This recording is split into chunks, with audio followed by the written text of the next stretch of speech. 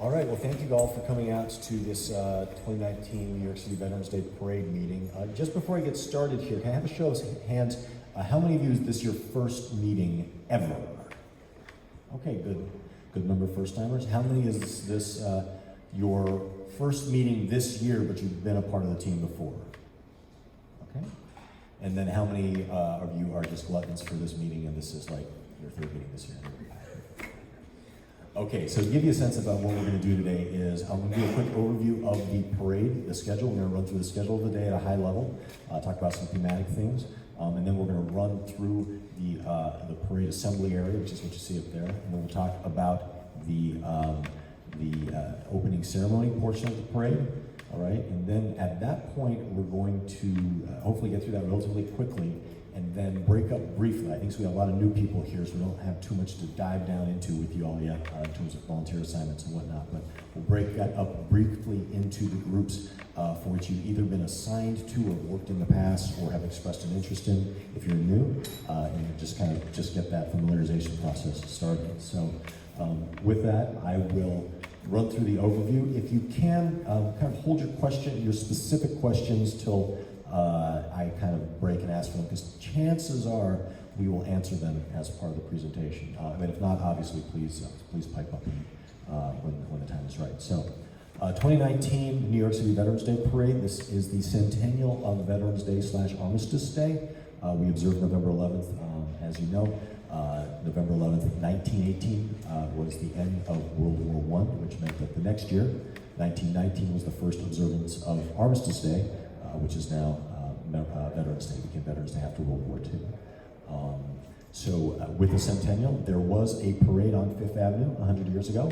On Veterans Day, it was relatively small, but in the months leading up to Veterans Day, kind of the end of World War I, the homecoming parades, many units, probably the hundreds of thousands of soldiers, came home and marched up Fifth Avenue, following the exact route that we're going to follow and that we have been following. So this is a parade with a lot of history, and I think a lot of past and a lot of stories behind it. So you guys are joining and contributing to that history by being here with us this year. So thank you guys for joining us.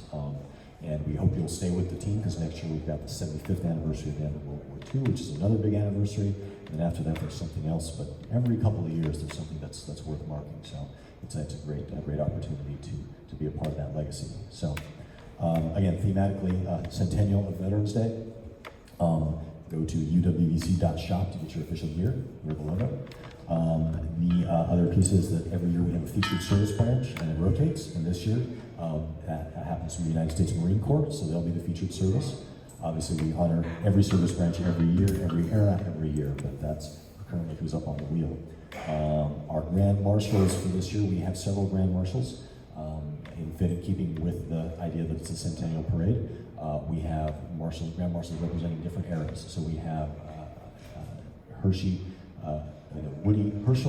Woody Williams, World War II, Iwo Jima Marine. I think he's the only Pacific War Medal of Honor recipient still living.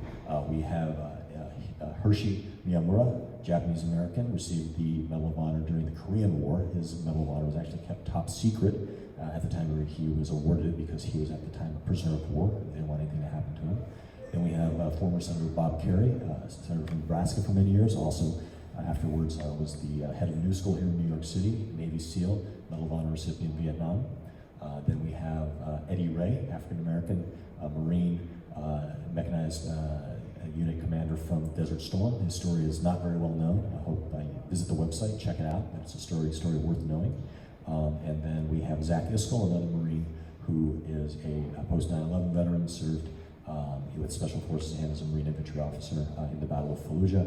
And he has started, since becoming a veteran, returning to civilian life, 3 different organizations serving veterans. So we got a nice sort of spectrum of the military and veteran experience. A little bit Marine heavy, but it's their year, so that's how it worked out. With that, I think we'll pivot to the actual schedule for the day. The day will start at around 6 o'clock. Setup will begin in the morning. This is our main parade assembly area. That green patch area is Madison Square Park. So the Flatiron building is basically here. This is 23rd Street. There should be numbers on this map. There was an earlier version, but we'll put them back on. So 23rd Street. The parade goes north on 5th Avenue, right, from this assembly area, and wraps up just south of 50th Street. We'll circle back to that in just a second. So our day will begin here, setting up, preparing for the parade. About 7 o'clock, volunteer check-in will begin. There will be activity at other locations that will move towards the parade. The mayor has a breakfast, there's something at the New York Stock Exchange, and there's another breakfast for our grand marshals. So people, VIPs and special guests will be in different areas, but they'll come towards the parade area for the opening ceremony of the parade itself. So around 8:30, the arrivals will begin. 10:50, the opening ceremony will begin, all right? The reason we're starting at 10:50 is so that at 11 o'clock we can have that moment of silence honoring the 11th hour of the 11th month, a day of the 11th month, November 11th. And then the remainder of the opening ceremony will take place, wrapping up just before noon. Now you'll see in there's at 11:05, there's a cadet march. I'll talk about that in a little more detail in just a second. But the purpose of that is to get the young people, cadets, up the street and at the end of the parade so they can view the parade afterwards. After the cadet march and at the end of the opening ceremony, the TV broadcast will begin. We're on WABC this year, which is not only the largest single television station in the country, it's also connected to the ABC mothership and Disney and ESPN and all those things. And so far, meetings with them have been very positive and productive, so we're hoping to see some participation and input from big ABC and maybe the Disney side as well in this year's event, so we're excited about that. Just after the TV broadcast begins, the parade steps off. The parade goes north on 5th Avenue, dispersing again at about 48th Street, and then it will end approximately 3:30. We're not sure. It depends. It depends on how many individual groups shows up. If the weather is super cold, we get a smaller participation from some of the groups and individuals, but typically between 3 and 3:30. So that's the overview of the day. Depending on your assignment, your role, you'll need to be on post for some or part or all of that. But it's not a super long day. We start early, but we wrap up mid-afternoon. But there is a volunteer recognition party immediately afterwards that. So if you've been on your feet all day, we try to make it up to you. All right. So that's the bigger picture of the day of the parade. So let me pivot now to the parade itself. So I'm going to go through this in a little bit of detail. This little animation here is not quite done yet. We finished we had a walk with NYPD today to confirm a couple of things, so we'll be able to finish it up over the next week or so. But at 6 o'clock, regular traffic flow. This is what it looks like. If you're working the streets, don't get run over. Even if you sign the waiver, don't get run over. Then we start setting up our headquarters tent. We'll start setting up our headquarters tent, and the headquarters team will start getting ready to check in our volunteers. Our volunteer captains will check in at our headquarters at Worth Square. Please come to one of our on-sites so you can familiarize yourself with the area. We'll do our check-in at Worth Square, which is the big monument there. And the review stage and the bleachers will be delivered. That's the number 2 there. The portable toilets delivery in various areas. Golf carts will be delivered, and the NYPD command post will show up on site. The main volunteer check-in will begin at 7:30, depending on your role. You may be there a little bit earlier, a little bit later. 8 o'clock, the streets will close. I cannot emphasize this enough.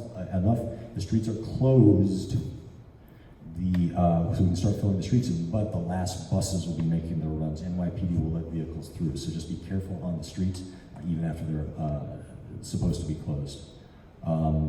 So at 8:30, things start to arrive. The floats arrive. We'll have somewhere between 28 and 32 floats pulling in. Wounded Warrior has a block. They'll be arriving there. Motorcycles will start arriving. The parade, the area starts coming to life. And then as the morning continues, more parts of the parade start showing up. Now here, this is the junior ROTC arrival. I spoke about them earlier. We are sending them up the street first this year and having them at the end of the parade. What was happening, this is for several reasons. One was the WABC broadcast. We have it from noon to 3. That was the time slot that they were able to get us, make available to us. So that worked for us because what we did was we then were able to have the ceremonial 11 o'clock moment at the beginning of the ceremony instead of at the end. So that didn't really matter one way or the other. But then what we needed to do was continue the motion of the parade through that period. So we have these junior ROTC cadets who are showing up marching at the very end of the parade, standing around all afternoon and not getting to see the parade, which didn't seem to make a lot of sense for us. And then the other issue we had was at the end of the parade route, after 42nd Street, it was kind of sparsely attended. So what we did was we were pushing them up, and they will fill in at the end of the parade and get to watch the rest of the parade. We're thinking of giving some little, parade bingo. They say, oh, World War II veteran, oh, this, that piece of history. So make it a little more educational experience. So they will start arriving at that point, and then the other groups will continue to arrive, and we'll keep going until we fill up. And this is roughly what things will look like. Okay, so this is the area, and then briefly, generally speaking, right, all the groups will fill into Broadway, and they'll come down and around and up, right, down and around and then up. This is the review stand area here, the bleachers, the TV area, so we go past the red carpet, the TV area at the beginning of the parade, the front end of the parade. If you've participated in previous parades, except for last year, you may have experienced a parade where the review stand was up at 40th Street, which was okay, but we had two areas of activity, security bubbles to deal with. Now we have one. So this is simplified for things for us a great deal. So with that, just keep that concept in mind. The parade goes north on Fifth Avenue, which if you're standing on Fifth Avenue, it's the opposite flow of traffic. I actually walked the wrong direction today because I forgot it was a parade day on Fifth Avenue. So as we discussed, the junior ROTC, they will go first, so we'll give them the warning order, and then we'll send them up the street. They'll be followed by motorcycles. We have probably about 200-300 motorcycles show up to the parade. We're not going to push all the motorcycles down and around and past the review stand. That would take forever. Right? But what we are going to do is we're going to send a small contingent down and around, and then the rest will shoot across, and then they'll fall in afterwards, right? And then once they're clear, that's my reminder to stop. Once they're clear, then the rest of the parade goes up the street, like reverse Tetris, if you're familiar with it. All right? So that's basically the flow of the parade. The next thing I'm going to talk about, the next section will be about the opening ceremony. But before I do that, I want to talk about the volunteer roles here at the running the parade. This is the one where you're going to have to spend a lot of time on your feet. This is a street marshal, right? Helping organize the groups as they come in and helping flow them out of the street. There will be, sometimes they leave the little cat toy, but maybe not. Do you see the? Oh, the small mic, yeah. No, the laser pointer. It's okay. I like the laser pointer. So, as you can see, the groups, as you may have noticed, the groups arrive from different entry points. So there's a role called gatekeeper. You have to make sure that groups that are supposed to be in the street, in a particular street, go into that street, and a group that's not supposed to be in there doesn't go there, and tell them what to do. All right. Everyone working the streets has an alphabetical list of groups saying where they are. The groups have already been given the information, but sometimes they don't follow the information. Sometimes a group member may have last year's information, thinking, oh, it's the same as last year. Not. In most cases, probably not, because one of the big reasons is because what I just said, we rotate the featured services, right? That changes things quite a bit because they tend to be in different sizes, and we have to change the layout to accommodate them. So anyway, the blockers or gatekeepers, they make sure that we kind of control what gets into the assembly. They of course work with NYPD, who provide the security element in terms of physical security for the space. We will also have some hired security folks who work for a security company who are a little more maybe comfortable interfacing with NYPD and dealing with things on the street. But there will probably be some of you who are also working as blockers and gatekeepers. And the next function is street captain. That's someone who is responsible for an entire street. All right, really kind of a leader. Q, you've been one of those for a while. So you're the one that is the primary guy who really knows the order of the groups on the street and where they're roughly supposed to line up and helps shape them in. And then every street will have an additional street marshal, especially down here. These are long streets, so it's really not possible for a single individual to cover that entire street. So there'll be additional street marshals in those areas to help line the groups up in the proper order once they arrive on site. And then there'll be other functions. There's information tent. There's golf cart drivers. You need to be a licensed driver for that. There's a number of volunteer opportunities Lindsay will follow up with you. We'll follow up a little bit after the meeting, but that's basically in the assembly area. It's helping control the parade and the streets. Up this way. I saw a wireless mic somewhere. There is, but it's not working. Okay. So those are the basic functions. Now, just a few words about volunteer responsibilities in general. You have received or have seen, and you'll receive more about kind of the basics of where to check in, what you'll get, credentials, things of that nature. But I just want to highlight a few things. One is obviously common sense, right? Common sense is important. Everything from don't get run over to don't pick a fight, and et cetera, et cetera.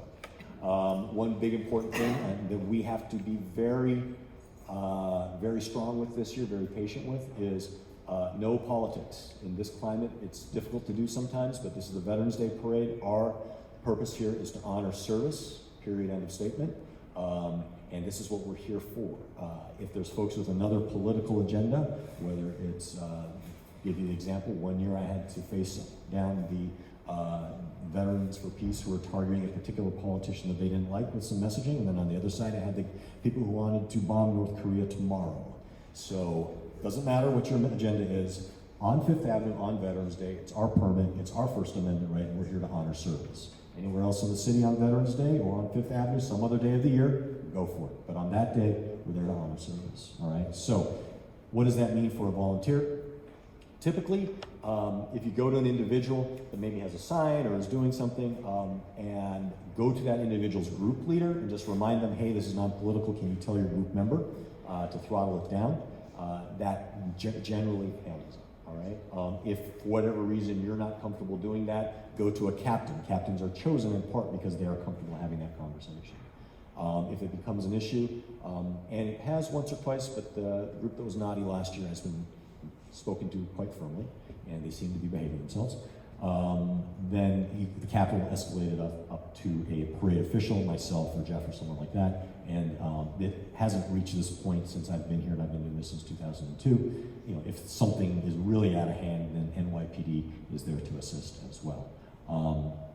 So that's just kind of general crowd control and general free speech and managing the political nature. Again, this is a non-political, non-partisan event. The city of New York puts a lot of support behind it. We cannot get into that, all right? We're here to honor service and recognize our veterans, period. So questions of safety and security. As I mentioned, NYPD will be all over the place. They will be easy to spot. They'll be in uniform, and some of them will not be in uniform, and you will not even know that they're there, but there will be a lot of them there at a public event like this. If there is a legit safety issue or an emergency or someone's having a medical problem, go straight to the police officer, okay? And let the police officer know, and then inform your captain, and they'll run it up the chain of command. We're having, this year, what we hope will be a significant improvement in our comms. Rather than regular walkie-talkies, we're getting push-to-talk that are tapped into the cell network that we've tested that work really, really well. I know we've had issues with walkies in the past.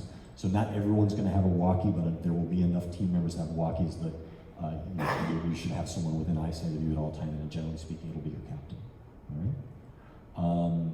Other than that sort of general stuff, it's particularly for people working the streets, dress in layers, comfortable shoes. You'll have a "Don't Run Me Over" yellow vest. You'll have a credential, and so on and so forth. So I'm going to pivot in just a second to opening ceremony, but that's sort of the universe of running the parade in the streets and how that works.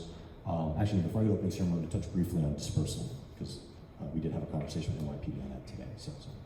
But any questions so far that have not been answered?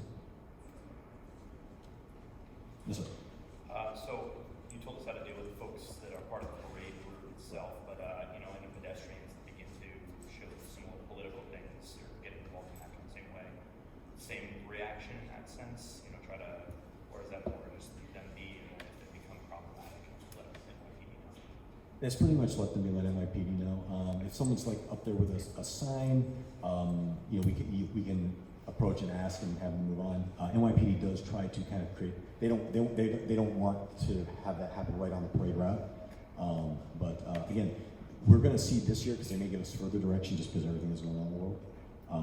No, that's a good question. But yes, generally speaking, it's yeah.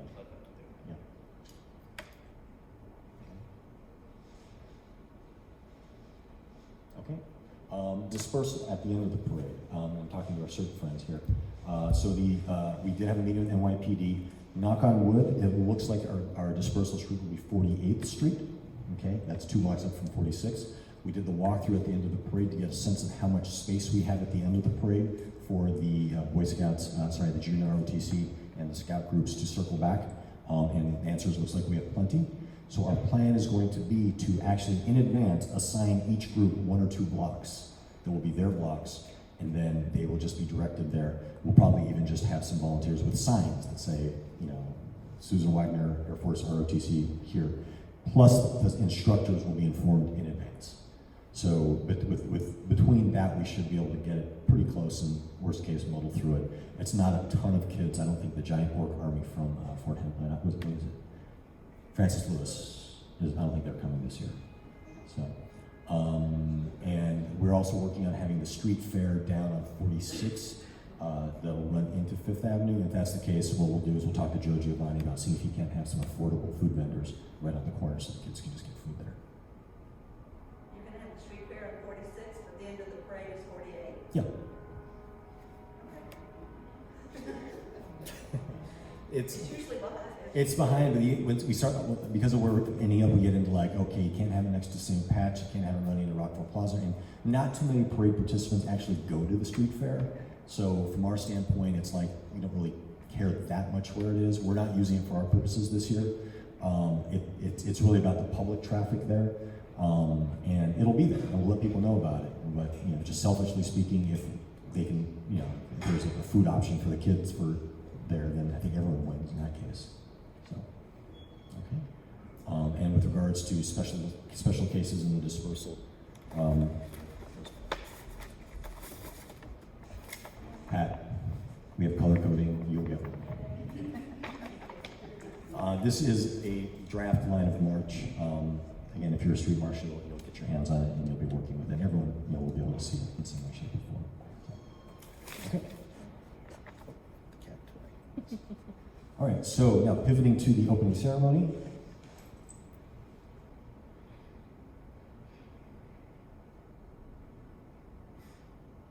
Pivoting usually goes faster. Slowly turning Titanic to the opening ceremony.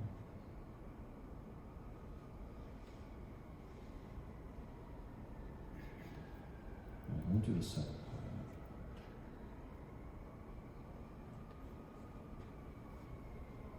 Again, this is going to make a lot more sense once you go to the on-site, so I'm not going to dive down too far into it, but conceptually, this will help you understand. Then once we get, again, we just had these meetings, these walkthroughs today, and I've already bumped into 1 or 2 people who were acting on some information that we shouldn't have shared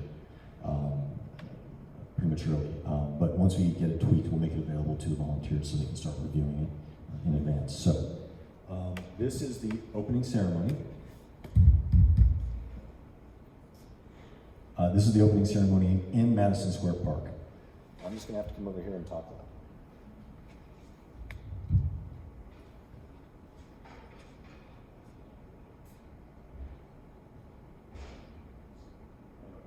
The focal point of the opening ceremony and the end point is the Eternal Light Monument. That's at 24th and 5th. If you're near Madison Square Park, it's the star on top of the flagpole.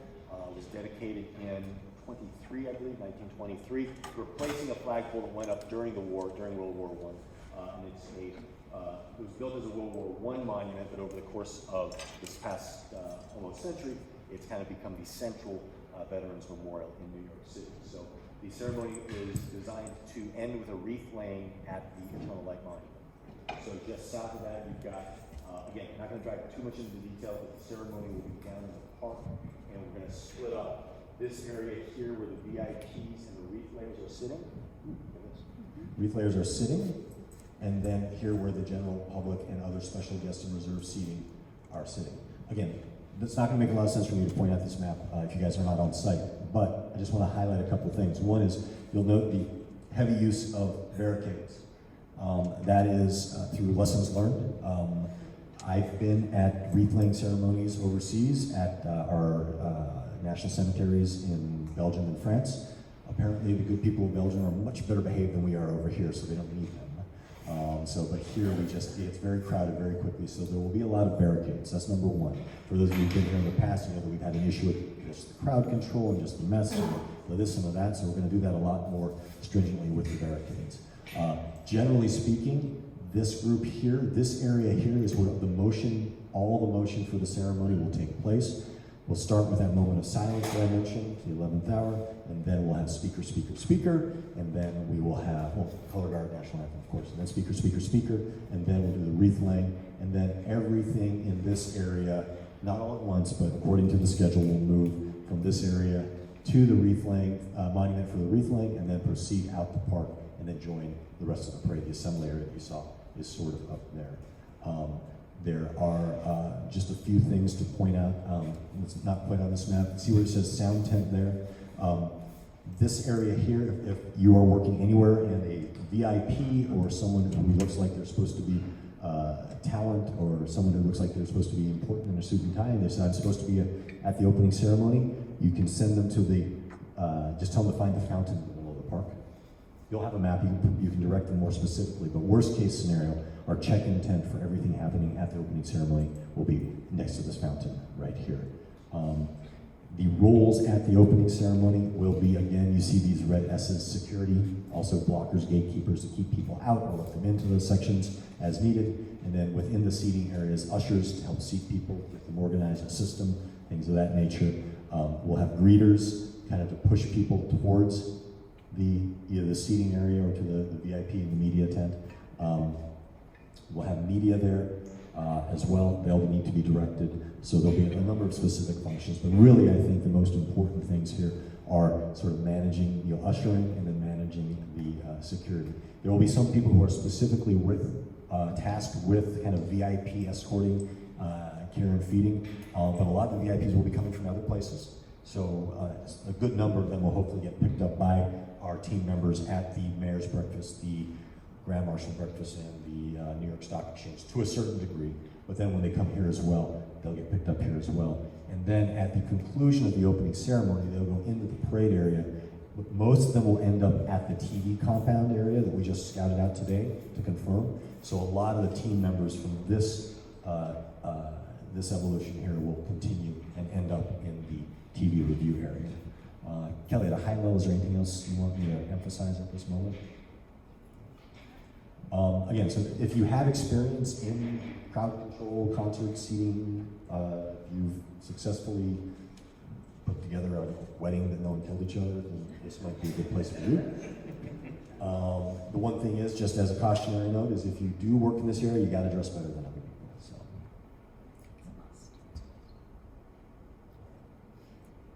Okay, so that's sort of the overview. And then, before I do anything else, any questions so far? Big picture, small picture? Okay.